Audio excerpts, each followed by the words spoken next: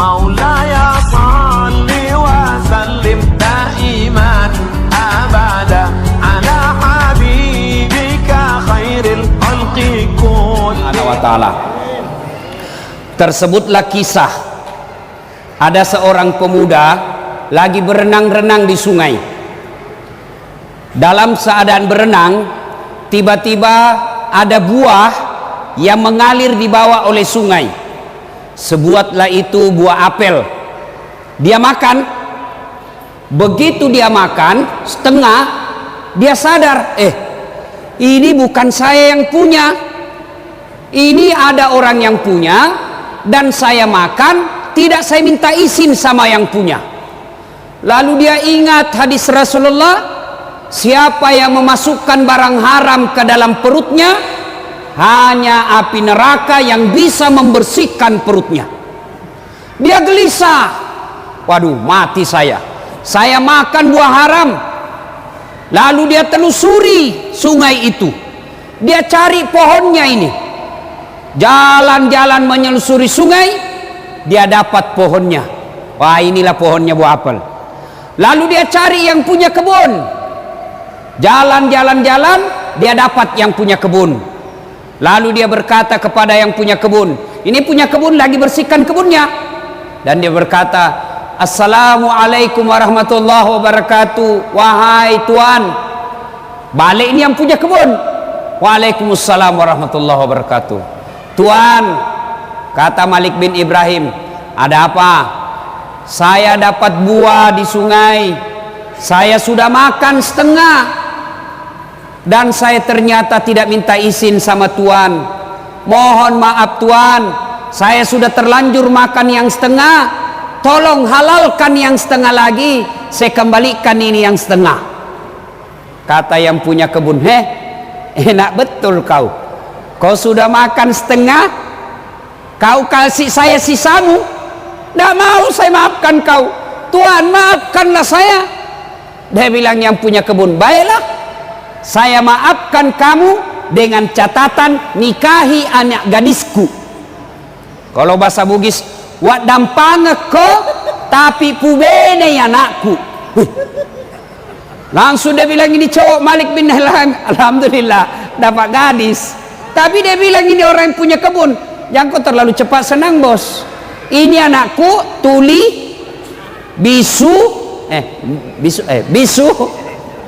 buta, lumpuh. Anak gadisku tuli, buta, bisu, lumpuh. Dia bayangkan anakmu, apa enaknya? Dia bilang ya terserah, kau mau saya halalkan yang kau sudah makan, nikahi anakku. Kau tidak mau nikahi, haram itu yang kau makan, saya tidak halalkan. Gelisah, pilih cewek buta atau masuk neraka? Dia ingat lagi, tidak ada yang bisa membersihkan kecuali api neraka. Oke, kata anak muda ini Malik bin Ibrahim, baiklah tuan, saya nikahi anakmu. Sudah dinikahkan. Setelah dinikahkan, lalu bapaknya berkata, anak muda, silakan kau jemput istrimu, silakan kau masuk di kamarnya. Jalanlah anak muda ini berpikir, aduh apa enaknya, tuli, bisu, lumpuh. Dia ketuk pintu. Assalamualaikum warahmatullahi wabarakatuh. Selang beberapa saat keluar kedengaran suara perempuan. Waalaikumsalam warahmatullahi wabarakatuh. Kaget. Berarti dia tidak bisu, karena dia jawab salamku. Berarti dia tidak tuli, dia dengar salamku. Lalu dia buka pintu, dia masuk. Lalu datang ini perempuan, dia jabat tangan suaminya. Berarti dia tidak buta. Dia lihat tanganku, dia jalan menghampiri suaminya. Berarti dia tidak lumpuh. Kenapa? Dia bisa jalan. Dia tidak peluk istrinya. Kaget, tidak buta, tidak tuli, tidak bisu, tidak lumpuh. Dia lari ke mertuanya. Pak, balik kok. Ini kalau bahasa Bugis balik bohong. Banyak juga orang Bugis di sini. Banyak. Masya Allah, di mana-mana saya banyak orang Bugis ini Pak. Di biduk-biduk banyak orang Bugis. Samarinda seberang banyak juga orang Bugis. Sangatta, banyak orang Bugis. Di Bontang Kuala, mau orang Bugis semua situ. Saya masuk penjara, ada juga orang Bugis. Bubuhan Bugis ini luar biasa. Lalu dia bilang, ini bapak bohongi saya. Kenapa bapak katakan anaknya buta, padahal dia melihat? Apa kata ini bapak? Anak muda, anak gadisku sebenarnya sudah banyak yang lamar. Saya katakan anakku buta bukan karena dia tidak melihat, tapi matanya tidak pernah melihat barang-barang haram. Tidak seperti anak muda di Indonesia sekarang suka lihat film porno di HP-nya. Bukan cuma anak muda, orang tua juga. Lalu dia bilang lagi, lalu kenapa bapak katakan anaknya bisu? Anak muda, anakku saya katakan bisu bukan karena dia tidak tahu bicara, tapi mulutnya tidak pernah berbicara kecuali yang ada faedahnya. Tidak pernah berbicara tidak ada gunanya. Tidak seperti ibu-ibu Indonesia, biar bukan urusannya dia gosip juga. Biar Ustadz Dasat na gosip juga. Lewat langsung, itu lagi Ustadz Dasat, itu juga wajunya waktu di TV One. Kenapa? Khusus kok tukang gosip. Lalu dia kita anak-anak muda ini, lalu kenapa bapak katakan anaknya tuli? Anakku saya katakan tuli bukan karena tidak bisa mendengar, tapi karena telinganya tidak pernah mendengar sesuatu yang bukan urusannya. Begitu, iya. Lalu kenapa bapak katakan anaknya lumpuh? Anakku saya katakan lumpuh bukan karena dia tidak bisa berjalan, tapi karena kakinya tidak pernah melangkah kecuali langkah-langkah fisabilillah. Tidak pernah pergi tempat biliar, tidak pernah pergi tempat main karaoke, tidak pernah pergi tempat sabung ayam. Kakinya selalu dia pakai berjamaah di masjid. Wah, kata anak muda, berarti bagus sekali tuh anakmu pak. Dia bilang, iya, ini anak gadisku banyak dia lamari, tapi tidak ada yang lulus. Lalu kenapa bapak pilih saya? Saya pilih kamu karena saya yakin pasti kau orang baik. Buah saja yang nyata-nyata sudah jatuh, yang semua orang pasti halalkan, kau masih takut. Berarti dalam perutmu, dalam darah dagingmu tidak ada barang haram mengalir dalam dirimu. Kamu pasti orang baik. Sudah anak muda, jangan banyak bicara, masuk kau capai istrimu. Masuklah dia di dalam istrinya, dia peluk, dia cium. Lalu apa kemudian yang terjadi? Silahkan bapak sendiri bayangkan. 1 tahun kemudian lahir anaknya ini, Malik bin Ibrahim. Lahir anaknya Malik bin Ibrahim, lalu dia kasihlah nama anaknya Abu Hanifah. Apa tahu kan siapa Abu Hanifah? Abu Hanifah adalah salah satu imam mazhab yang sampai detik ini masih dipakai ilmu-ilmunya, masih dipakai fatwa-fatwanya. Bukan cuma di Indonesia, seluruh umat Islam di dunia memakai ilmunya. Hebat Abu Hanifah. Kenapa? Karena bapaknya terpelihara dari makanan dan minuman yang haram. Inti ceramah kita ini, bapak mau punya anak seperti Abu Hanifah, meskipun bapaknya sudah meninggal, ilmu-ilmu anaknya dipakai sampai detik ini, maka disebut amal jariah. Meskipun dagingnya sudah hancur, meskipun tinggal tulang belulang, tinggal tengkorak, tapi amal-amalnya tetap mengalir. Kenapa? Karena dia punya anak yang bagus ilmunya. Kenapa? Karena bapaknya tidak pernah memakan dan meminum serangan fajar.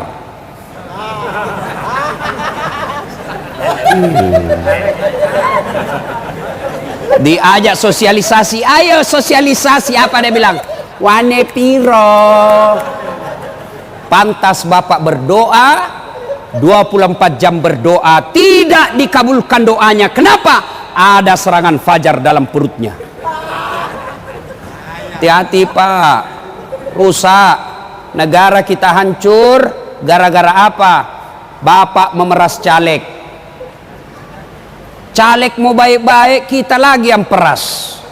Bayangkan pak, ada yang bilang habis duitku 2 miliar tidak terpilih. Apa ndak gila orang pak? Coba kalau dia pergi kawin 2 miliar bisa 10 kali pak. Nah bapak ibu saudara-saudara sekalian, bapak mau tahu ndak bagaimana nasib bapak nanti dikubur? Mau? Ibu-ibu mau tahu nasibnya ibu nanti ketika meninggal? Halo ibu, kalau ibu meninggal nanti siapa yang doakan ibu? Siapa? Suami. Pret, baru 3 bulan kawin lagi. Ada kawan saya menunaikan ibadah haji pak, wah meninggal istrinya mendadak, bengkak matanya pak, nangis. Lalu apa dia bilang? Ustadz, rasanya separuh jiwaku hilang, tidak bisa lagi aku teruskan hidupku Ustadz. Saya bilang hebat juga ini bapak, sayang betul sama istrinya.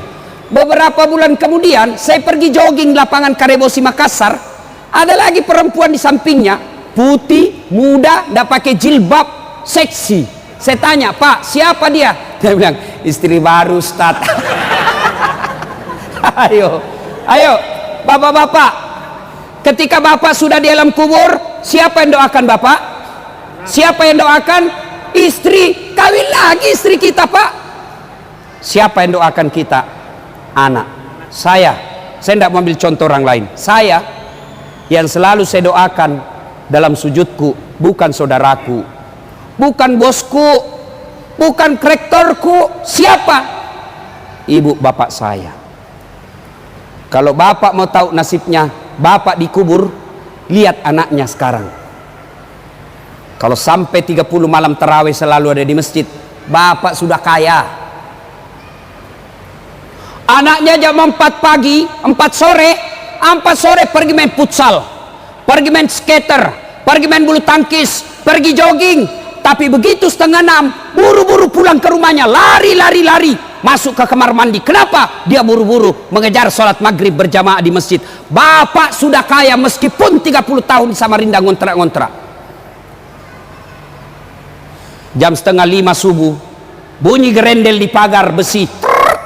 Intip, wah masya Allah, ternyata anak bungsunya buru-buru ke masjid sholat subuh berjamaah. Bapak sudah kaya. Mau ndak punya anak yang baik pak? Mau? Pasti mau.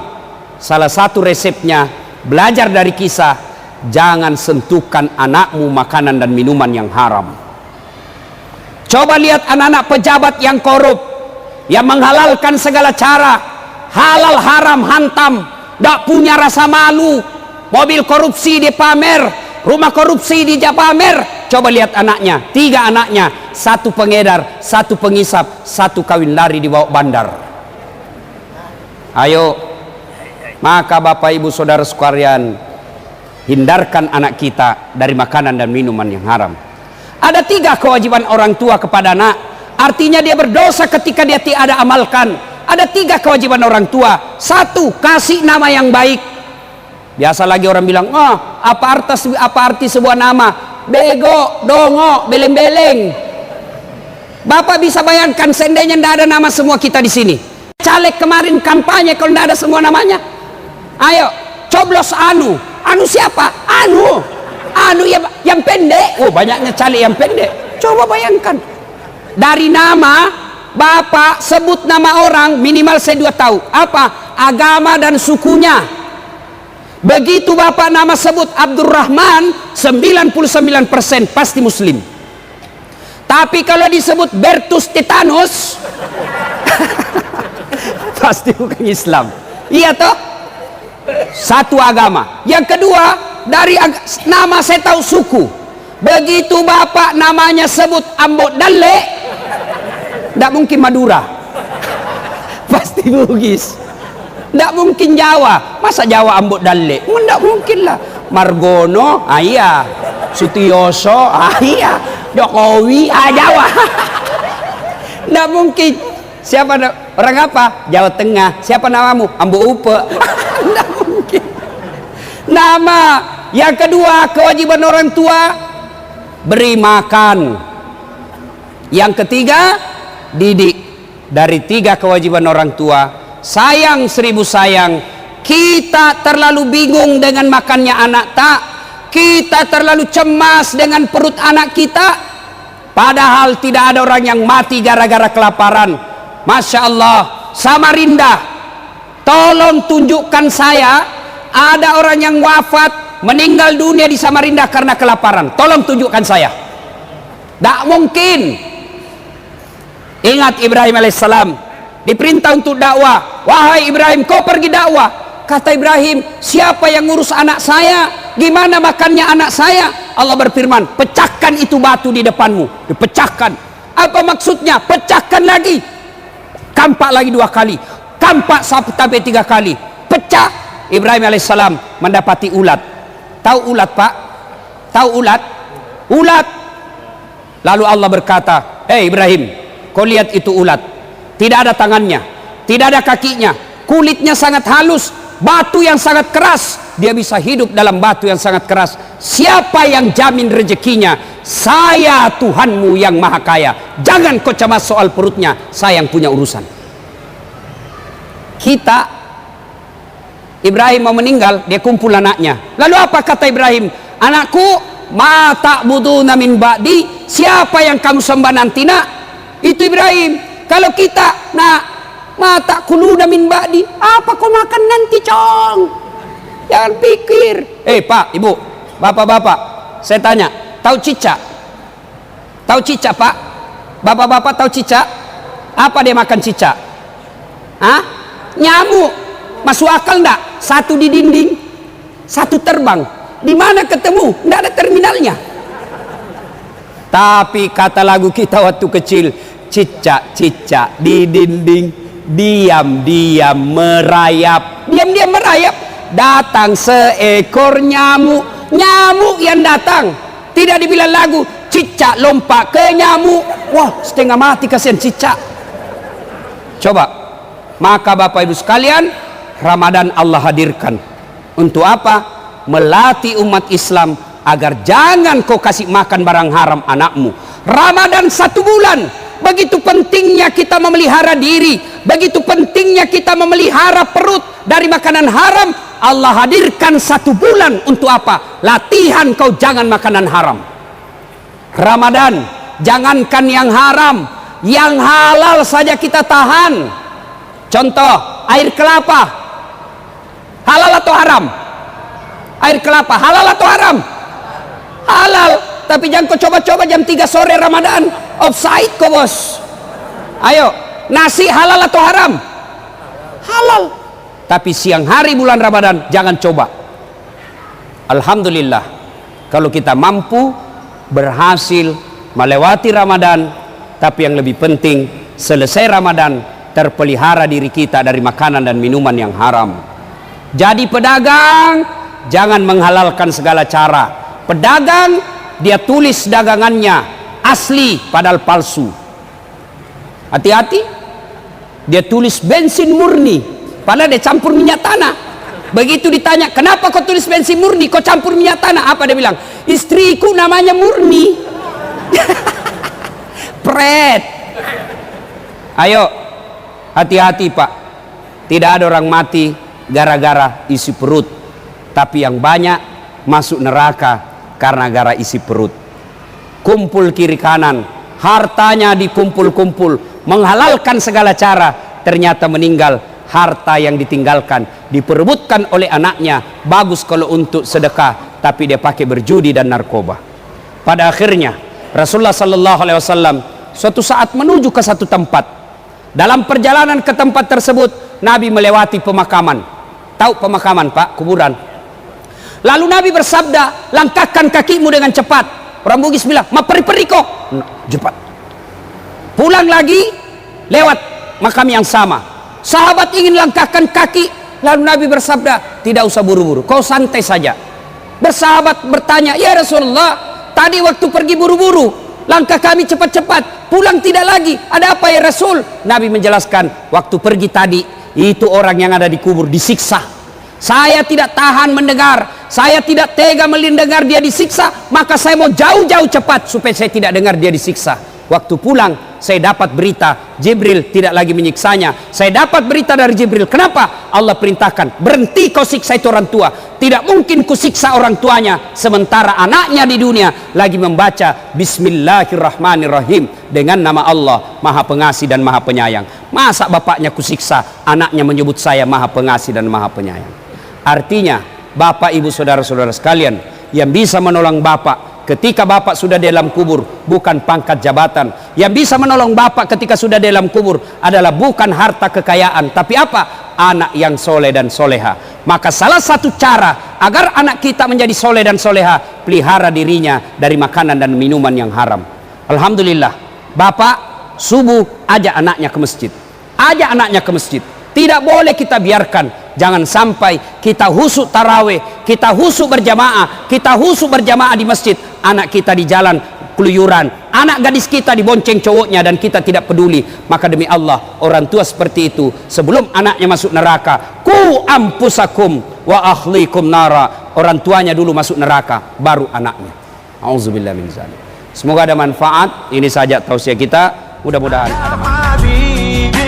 خير الخلق كلهم مولاي صل وسلم دائما ابدا على حبيبك خير الخلق كلهم مولاي صل وسلم دائما ابدا على